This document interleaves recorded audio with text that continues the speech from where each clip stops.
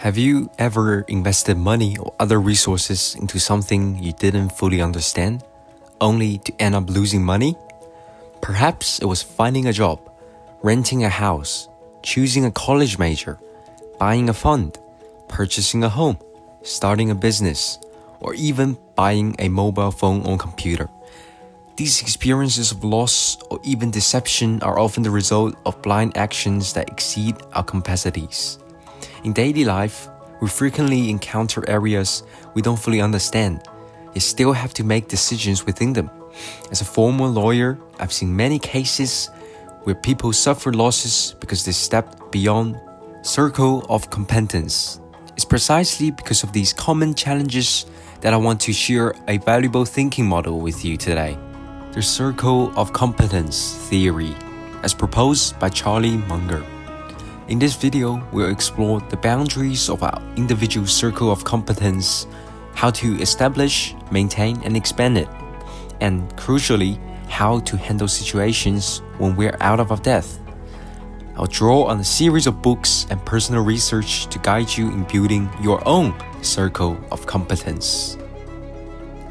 Circle of competence originated in the fields of economics and investment, referring to the scope of knowledge or skills a person or organization can accurately master. This theory emphasizes investing only within your area of understanding while avoiding industries or ventures that are beyond your grasp.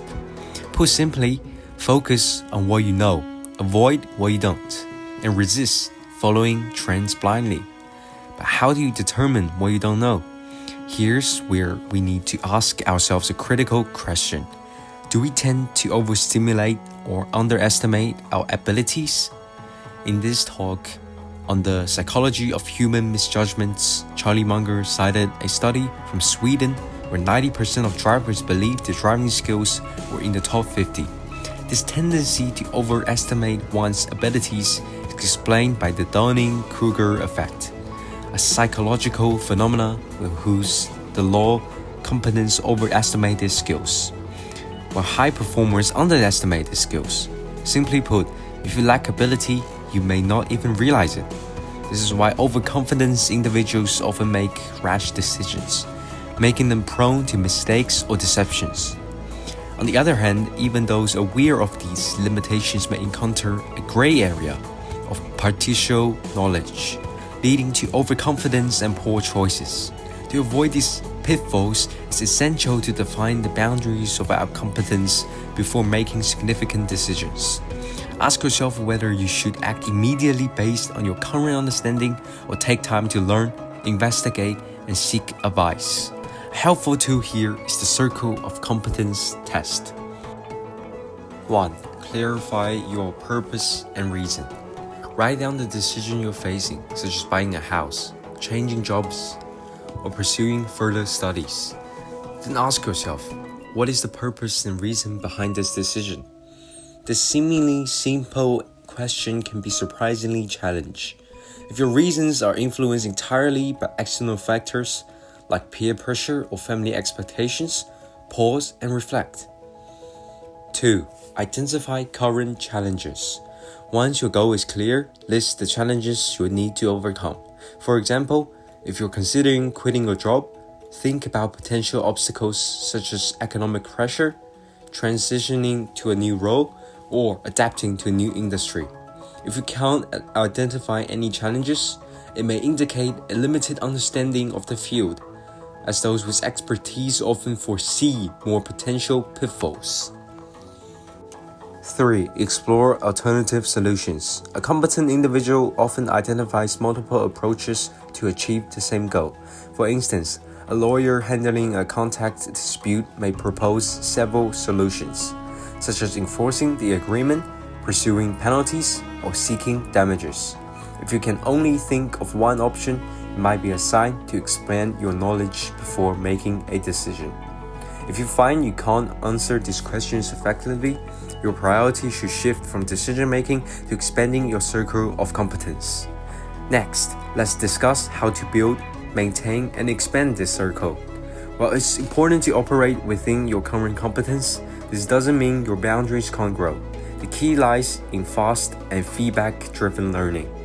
Like agile software development, where rapid iteration allows for quick improvements, our personnel growth requires frequent feedback and learning. Challenges outside your competence won't wait for you to catch up.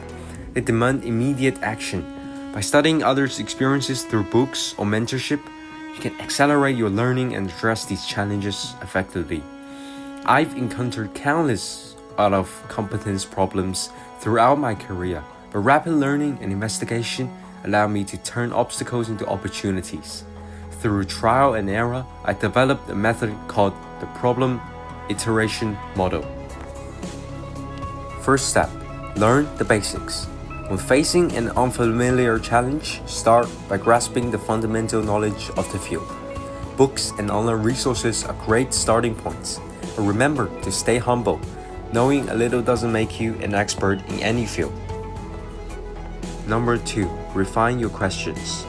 As you learn, vague concerns become more precise. For instance, a basketball beginner might initially wonder, how can I play better? With practice, the question evolves into specific strategies, like positioning for rebounds or improving shooting accuracy. This refinement sharpens your understanding and reveals the edges of your competence. Number 3, seek expert advice. Once you refine your question, consult someone skilled in the field. Avoid asking overly broad or basic questions, and this reflects a lack of preparation. Instead, use this opportunity to observe how experts think and solve problems. It's often more valuable than their answers. By applying these steps, you can effectively navigate challenges, avoid costly mistakes, and expand your circle of competence over time. Congratulations on making it this far. You've just learned a powerful framework for personal growth and professional growth as well.